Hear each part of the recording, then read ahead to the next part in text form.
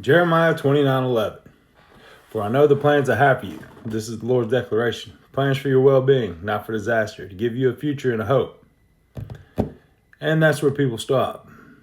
They just cut it off right there. These are the plans I have for you. Plans for your well-being, plans for a future and a hope.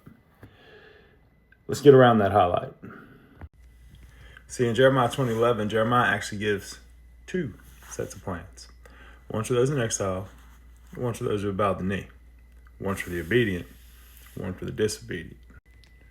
So verse 4 to about 8 there, Jeremiah's giving them instructions for how to live. He said, multiply, build houses, have homes. You're in exile, but continue doing your thing. Continue to multiply so you remain a strong nation, basically. Pursue the well-being of the city I have deported you to. Pray to the Lord on its behalf, for when it thrives, you will thrive.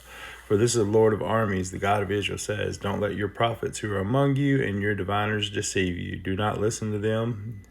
The dreams you elicit from them, they are prophesying falsely to you. In my name, I have not sent them. This is the Lord's declaration.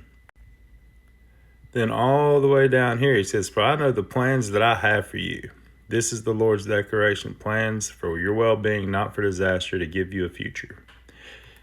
So we see there that, right, like it's like, do these things because this is the plan I have for you. I'm giving you instruction because I have a plan for you. Is what God's saying to these people.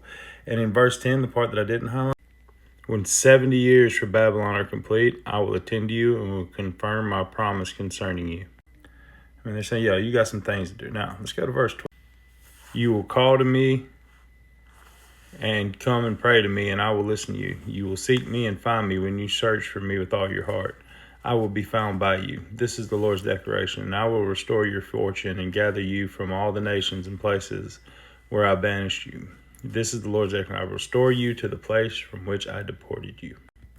Now let's talk about that other plan. Concerning the king sitting on David's throne and concerning all the people living in this city, that is, concerning your brothers who did not go with you into exile. This is what the Lord of armies say. I am about to send sword, famine, and plague against them, and I will make them like rotten figs that they are inedible because they are so bad. And it keeps going, right? So somebody jumps out and says, hey, Jeremiah 29:11 says, I know the plans for you, plans for your future, and plans for a hope. We're going to restore you.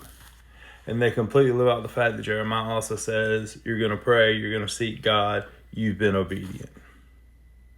Because there's this other side that bowed their knee, that stayed out of exile, that stayed under the guy sitting in David's throne, bowed to false kings, and they're like, I'm gonna send the sword after you. You're gonna get famine and plagued.